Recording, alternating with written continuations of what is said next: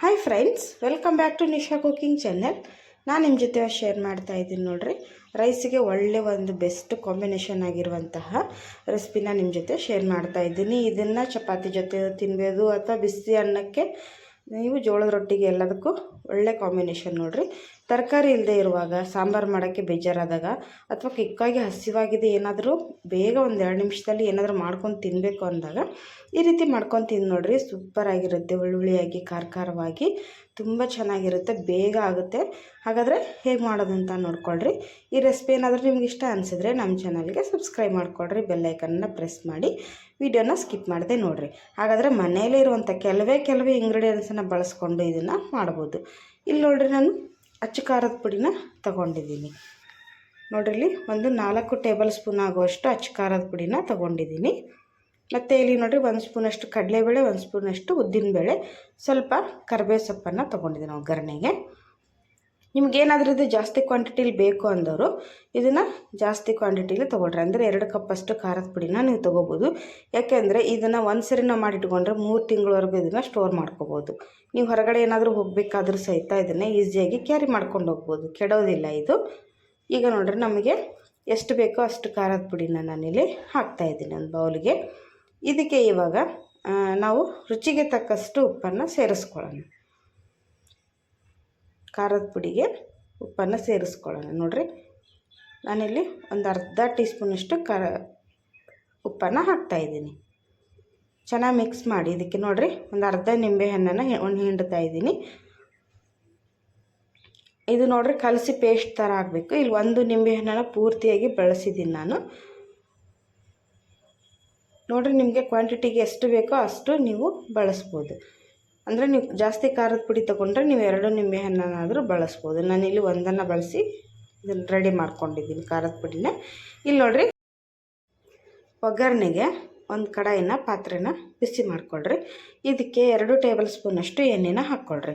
ಎಣ್ಣೆ ಸ್ವಲ್ಪ ಜಾಸ್ತಿ ಹಾಕ್ಕೊಳ್ರಿ. ಇದಕ್ಕೆ ನೀವು ಜಾಸ್ತಿ ದಿನ ಸ್ಟೋರ್ ಮಾಡೋರಿದ್ದರೆ ಎಣ್ಣೆ ಜಾಸ್ತಿ ಹಾಕ್ರಿ, ಇಲ್ಲ ಅವತ್ತೇ ನಾವು ಮಾಡ್ಕೊಂಡು ತಿಂತೀವಿ ಅನ್ನೋರು ಎಣ್ಣೆನ ಕಡಿಮೆ ಬಳಸ್ಬೋದು.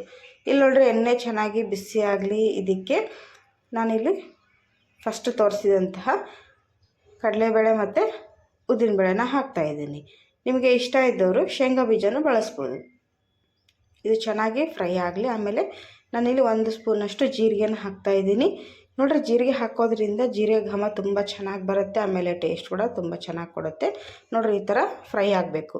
ಪೂರ್ತಿಯಾಗಿ ಹೊತ್ಸೋಕೆ ಹೋಗಬೇಡಿ, ಯಾಕಂದರೆ ಹೊತ್ಸಿದ ಮೇಲೆ ಅದು ಕಹಿ ಅಂಶ ಬಿಡುತ್ತೆ, ತಿನ್ನೋಕ್ಕೆ ಚೆನ್ನಾಗಿರೋದಿಲ್ಲ. ಒಗ್ಗರಣೆಗೆ ಕರಿಬೇವು ಸೊಪ್ಪನ್ನು ಹಾಕ್ತಾಯಿದ್ದೀನಿ ನೋಡಿರಿ. ಇದನ್ನು ಫ್ಲೇಮ್ ಆಫ್ ಮಾಡಿಬಿಡಿ. ಇವಾಗ ಮುಗೀತು ನೋಡಿರಿ. ಇದನ್ನು ಬಿಸಿಯಾಗಿಯೇ ನಾವು ಮಿಕ್ಸ್ ಮಾಡಿದಂಥ ಖಾರದ ಪುಡಿಗೆ ಹಾಕಬೇಕು. ಈಗ ಇದನ್ನು ಚೆನ್ನಾಗಿ ಮಿಕ್ಸ್ ಮಾಡ್ಕೊಳ್ರಿ. ಬಿಸಿ ಎಣ್ಣೆಲೇ ಚೆನ್ನಾಗಿ ಮಿಕ್ಸ್ ಮಾಡ್ಕೋಬೇಕು. ನಾನು ಹೇಳ್ದಂಗೆ ಜಾಸ್ತಿ ದಿನ ಸ್ಟೋರ್ ಮಾಡೋರಿದ್ದರೆ ಇದನ್ನು ಜಾಸ್ತಿ ಎಣ್ಣೆನ ಬಳಸ್ಬೋದು. ಇದನ್ನು ಚೆನ್ನಾಗಿ ಒಂದ್ಸರಿ ಮಿಕ್ಸ್ ಕೊಡ್ತೀನಿ ನೋಡಿರಿ. ಚೆನ್ನಾಗಿ ಒಂದ್ಸರಿ ಇದನ್ನು ಮಿಕ್ಸ್ ಮಾಡಿಬಿಟ್ರೆ ಇದಕ್ಕೆ ನೋಡಿರಿ, ಈ ಥರ ಆಗಬೇಕು. ಆಮೇಲೆ ನೋಡಿ, ನಾನು ಇನ್ನೊಂದು ಹೇಳ್ದಂಗೆ ನೀವು ಜಾಸ್ತಿ ದಿನ ಸ್ಟೋರ್ ಮಾಡೋರಿದ್ದರೆ ಇದನ್ನು ಜಾಸ್ತಿ ಕ್ವಾಂಟಿಟಿಲಿ ತೊಗೋಬೋದು. ಆಮೇಲೆ ಎಣ್ಣೆ ಕೂಡ ಜಾಸ್ತಿ ಬಳಸ್ಬೋದು. ನಿಮಗೆ ಡ್ರೈ ಆಗುತ್ತೆ ಅನ್ನೋರು ಎಣ್ಣೆನ ಜಾಸ್ತಿ ಬಳಸ್ಬೋದು. ಇಷ್ಟೇ ನೀವು ಸ್ಟೋರ್ ಮಾಡಿ ಇಟ್ಕೋಬೋದು. ಈಗ ಇದಕ್ಕೆ ನಾನು ನೋಡಿರಿ ಹಸಿ ಕೊತ್ತಂಬರಿ ಸೊಪ್ಪನ್ನು ಹಾಕ್ತಾಯಿದ್ದೀನಿ. ಇದು ಕೂಡ ಎಕ್ಸ್ಟ್ರಾರ್ಡಿನರಿ ಟೇಸ್ಟ್ ಕೊಡುತ್ತೆ. ನೀವು ಇದನ್ನು ಜಾಸ್ತಿ ಸ್ಟೋರ್ ಮಾಡೋರಿದ್ದರೆ ಹಸಿ ಕೊತ್ತಂಬರಿ ಬಳಸೋಕೆ ಹೋಗ್ಬಿಡಿ, ಒಗ್ಗರಣೆಗೆ ಕೊತ್ತಂಬರಿನ ಹಾಕಿ. ಈಗ ಇದು ರೆಡಿ ಆಯಿತು ಗೊಜ್ಜು. ಇದನ್ನು ಈಗ ನಾನು ಬಿಸಿ ಅನ್ನಕ್ಕೆ ನಾನು ಸರ್ವ್ ಮಾಡ್ತಾಯಿದ್ದೀನಿ ನೋಡಿರಿ. ಮಧ್ಯಾಹ್ನಕ್ಕಾಗ್ಬೋದು ಅಥವಾ ಡಿನ್ನರ್ಗಾಗ್ಬೋದು. ನೀವೆಲ್ಲಾದರೂ ಟ್ರಿಪ್ಪಿಗೆ ಹೊಂಟಾಗ ಈ ಥರ ಈ ಗೊಜ್ಜು ಮಾಡಿಟ್ಕೊಂಡು ಹೋಗ್ರಿ. ಇದೊಂದು ಇದ್ದರೆ ಸಾಕು ನೋಡಿರಿ. ನೀವು ಚಪಾತಿ ಜೊತೆ ಬಿಸಿ ಅನ್ನಕ್ಕೆ ಎಲ್ಲದಕ್ಕೂ ನೀವು ಬೆಸ್ಟ್ ಕಾಂಬಿನೇಷನ್ ಆಗಿ ಯೂಸ್ ಮಾಡ್ಕೋಬೋದು ನೋಡಿ. ತುಂಬ ಚೆನ್ನಾಗಿ ಬಂದಿದೆ. ಆದರೆ ಏನಂದರೆ ನಾನು ಆಯಿಲನ್ನು ಕಡಿಮೆ ಹಾಕಿದ್ದೀನಿ. ಅವತ್ತೇ ಮಾಡ್ಕೊಂಡು ತಿಂತಾ ಇರೋದ್ರಿಂದ. ನೀವು ಜಾಸ್ತಿ ದಿನ ಸ್ಟೋರ್ ಮಾಡೋರಿದ್ದರೆ ಆಯಿಲನ್ನು ಜಾಸ್ತಿ ಬಳಸ್ಬೋದು. ಒಗ್ಗರಣೆಗೆ ಸ್ವಲ್ಪ ಆಯಿಲ್ ಇದ್ದರೆ ಚೆನ್ನಾಗಿರುತ್ತೆ ನೋಡಿರಿ. ಇಲ್ಲಿ ಎಷ್ಟು ಕಲರ್ಫುಲ್ಲಾಗಿ ಕಾಣಿಸ್ತಾ ಇದೆ. ತಿನ್ನೋ ಕೂಡ ಅಷ್ಟೇ ರುಚಿಯಾಗಿರುತ್ತೆ. ಒಂದು ಸರಿ ಈ ವಿಧಾನದಲ್ಲಿ ಟ್ರೈ ಮಾಡಿ ನೋಡಿರಿ. ಯಾವುದೇ ತರಕಾರಿಗಳು ಬೇಡ, ಏನು ಬೇಡ, ನೀವು ಮನೇಲಿರುವಂಥ ಖಾರದ ಪುಡಿ ನಿಂಬೆಹಣ್ಣು ಒಂದಿದ್ರೆ ಸಾಕು ನೋಡಿರಿ. ತುಂಬ ಚೆನ್ನಾಗಿ ಇದನ್ನು ನಾವು ರೆಡಿ ಮಾಡ್ಕೋಬೋದು ನೋಡಿರಿ. ಬಿಸಿ ಅನ್ನಕ್ಕೆ ಈ ಥರ ಕಲಿಸ್ಕೊಂಡು ತಿಂತಾಯಿದ್ರೆ ತುಂಬ ಅಂದರೆ ತುಂಬ ಚೆನ್ನಾಗಿರುತ್ತೆ. ನಾವು ನಿಂಬೆ ಹುಳಿ ಹಾಕಿರೋದ್ರಿಂದ ಹುಳಿ ಹುಳಿಯಾಗಿ ಖಾರವಾಗಿ ತುಂಬ ಚೆನ್ನಾಗಿ ಬರುತ್ತೆ. ಇನ್ಸ್ಟಂಟಾಗಿ ನಾವು ಇದನ್ನು ಮಾಡ್ಕೋಬೋದು ನೋಡಿ.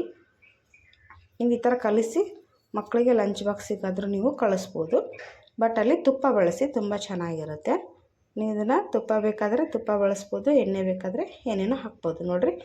ಈ ಥರ ಮಾಡ್ಕೊಂಡು ತಿಂತಾಯಿದ್ರೆ ಆಹಾ ಸೂಪರಾಗಿರುತ್ತೆ. ಹಾಗಾದರೆ ತಡ ಯಾಕೆ, ನೀವು ಇವಾಗಲೇ ಟ್ರೈ ಮಾಡಿರಿ, ಹೇಗೆ ಬಂತು ಅಂತ ತಿಳಿಸಿ. ನಾನು ಹೇಳ್ದಂಗೆ ಈ ರೆಸಿಪಿ ಏನಾದರೂ ಇಷ್ಟ ಅನಿಸಿದರೆ ನಮ್ಮ ಚಾನಲ್ಗೆ ಸಬ್ಸ್ಕ್ರೈಬ್ ಮಾಡಿಕೊಡ್ರಿ, ಬೆಲ್ ಐಕನ್ನ ಪ್ರೆಸ್ ಮಾಡಿ. ಬೆಲ್ ಐಕನ್ ಪ್ರೆಸ್ ಮಾಡೋದ್ರಿಂದ ನಾನು ಹಾಕೋ ಡೈಲಿ ವಿಡಿಯೋ ನೋಟಿಫಿಕೇಷನ್ ನಿಮಗೆ ಬರುತ್ತೆ. ಆವಾಗ ಈಸಿಯಾಗಿ ನೀವು ವಿಡಿಯೋಗಳನ್ನು ನೋಡ್ಬೋದು.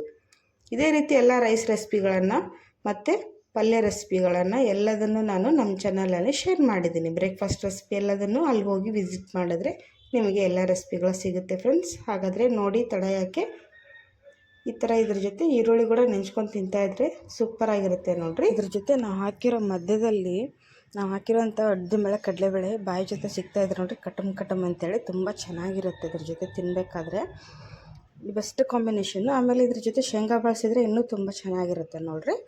ಹಾಗಾದರೆ ಇವತ್ತೇ ಇದನ್ನು ಮಾಡ್ಕೊಂಡು ತಿಂದು ನೋಡಿರಿ, ಸೂಪರಾಗಿರುತ್ತೆ ನೋಡಿರಿ. ನೋಡಿದ್ರೇ ಬಾಯಲ್ಲಿ ನೀರು ಬರ್ತಾಯಿದೆ, ತುಂಬ ಚೆನ್ನಾಗಿ ಬಂದಿದೆ. ಒಂದು ಸರಿ ಇದನ್ನು ಟ್ರೈ ಮಾಡಿ ನೋಡಿರಿ.